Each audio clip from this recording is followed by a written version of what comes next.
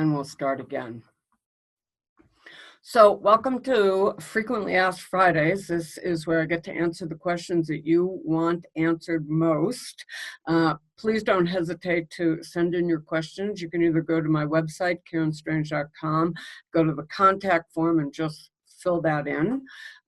I will answer the questions here, or you can send me an email if that's easier at info@KarenStrange.com. I look forward to answering your deepest, darkest questions.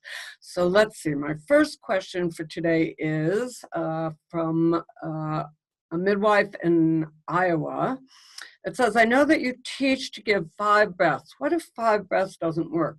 Well, this is a great question. And my first thought would be, is it not working because the air is not going in? If it's not going in, it's the most likely reason is that you don't have a good open airway or you don't have a good seal. Now, in part 3 of my webinar series, which is coming up next month, I'm going to go into complete detail about airway and seal, talk about how to achieve it, how to make sure it's going in, what to look for. That is one of the most common problems that people resuscitating experience. And I would say difficulty with getting the breaths in probably comes up in at least 90% of debriefs that I do. I just recently did a class, and one of the midwives in the class said, basically, that's it. That's the problem, making sure the air gets in. So you want to make sure the airway is open and that you have a good seal, and then you do 5 more. They have to be going in or the 5 don't count. So that's the most likely problem. You want to keep making sure that it's going in. You're either listening with a stethoscope if you can't see the chest rise.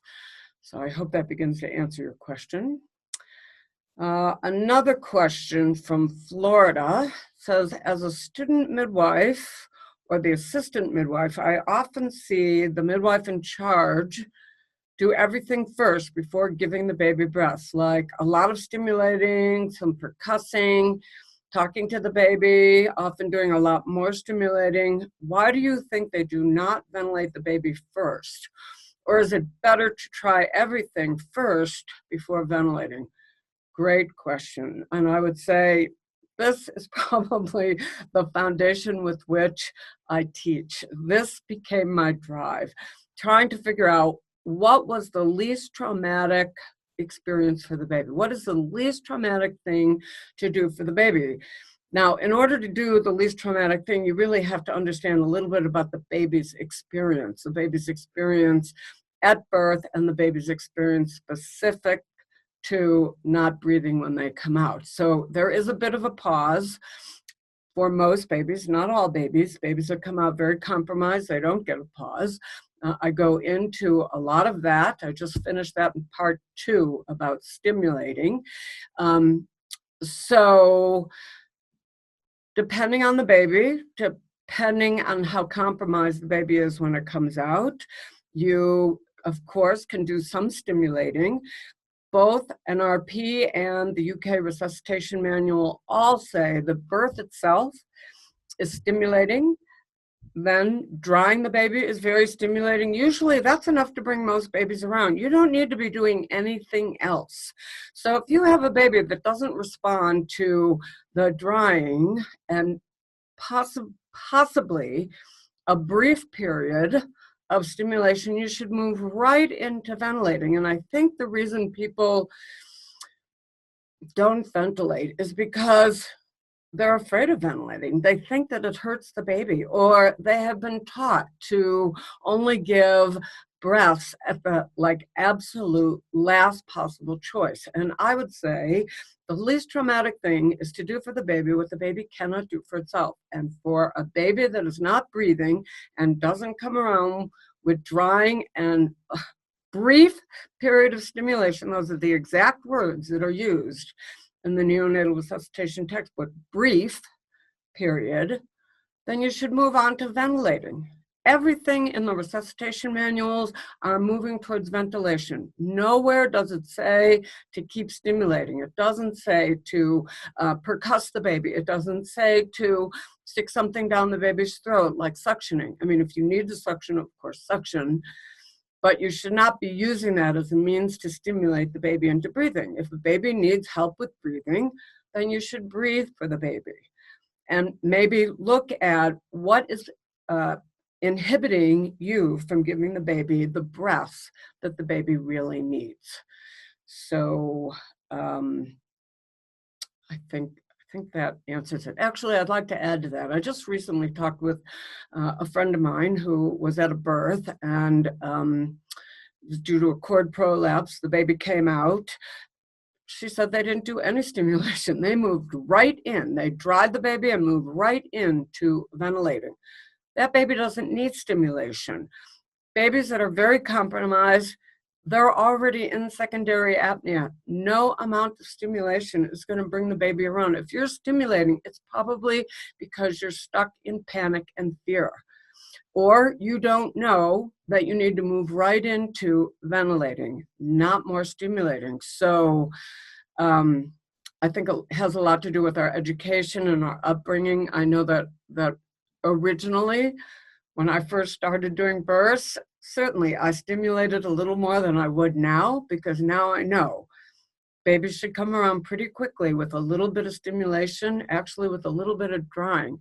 If not, move on to ventilating, because, and here are the 4 things to remember. It's the most likely problem. If that's not the problem will still be there. It's not going to create another problem, and you are not hurting the baby. So ventilating is the most likely problem that's going to resolve the fact that the baby is not breathing. So I hope that answers your question from Florida. Let's see, a few more. I was taught to, let's see, this is from Nebraska. I was taught to flex the baby between breaths. Is that what you recommend? So that's very interesting, because if you look through all the old obstetrical textbooks and books that were written about babies, or there are very few, there were many methods that they used to do to bring the baby around. And one of them was to flex the baby. I'm just going to show my baby, little baby. This is not the size of a normal baby. This was one of the methods that they used to use to resuscitate a baby. That is inappropriate. That is written about in the updated resuscitation books and manuals, that this is inappropriate.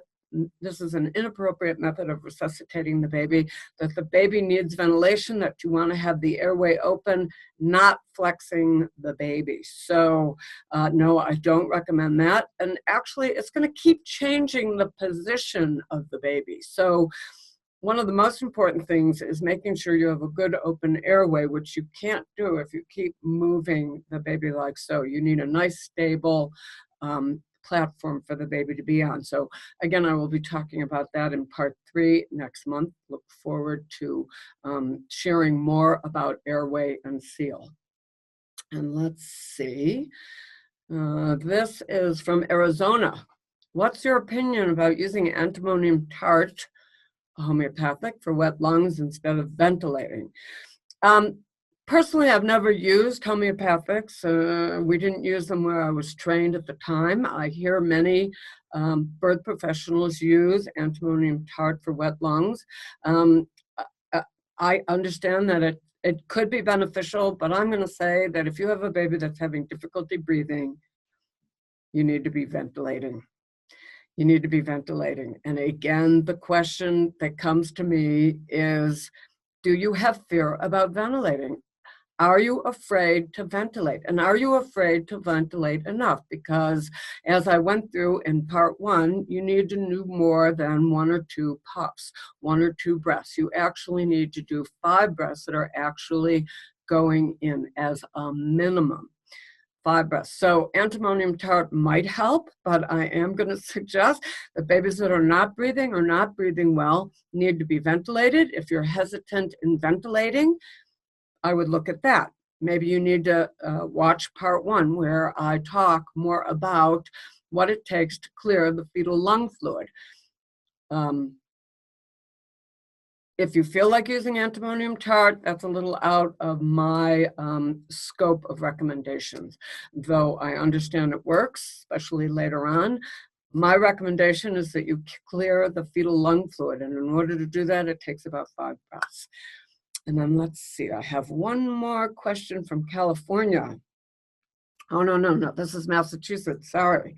In your opinion, what are the effects of the American way of birth, the use of medication, epidurals, etc., on babies and breathing? That actually is from Nancy Weiner. Hi, Nancy. Great question, as always, Nancy. I totally adore you. So, of course, the impact of medication and epidurals do impact the baby. They impact the mother, not only physiologically, but psychologically, which I'm not really going to go into, though I do want to recommend my baby's experience of birth videos that you can get on my website. But certainly anything that you do to the mother interrupts normal. And that is really a critical aspect of birth that you need to know if you're going to support normal physiological birth. What happens normally? And then every time you add something to what happens normally, it changes the what actually happens to the baby. So certainly medications, which I'm hoping are never used in the out-of-hospital setting, epidurals, which are not used in the out-of-hospital setting. All of that can slow down what happens for the baby, slow down the natural physiological transition of what occurs. And I'm going to say a lot of it nobody really knows, because you can't absolutely know. Typically, medications do cross the placenta, and they impact the baby. So can you have babies that are slower to come around? For sure.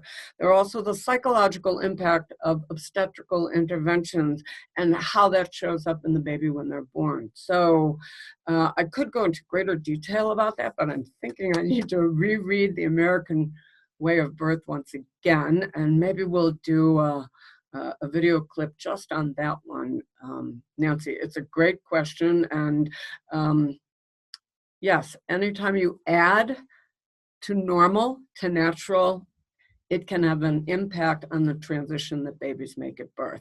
And for sure, drugs like Pitocin could very much affect the baby when they come out in terms of how much blood the baby gets at birth, especially if immediate cord clamping occurs. So I think that's all for now for our Frequently Asked Fridays. I look forward to answering your questions. Again, send me an email at info@karenstrange.com, or go to my website and check out karenstrange.com/webinars if you'd like to see some of the webinars that we're putting up throughout the month and every month to come. Bye now. See you later.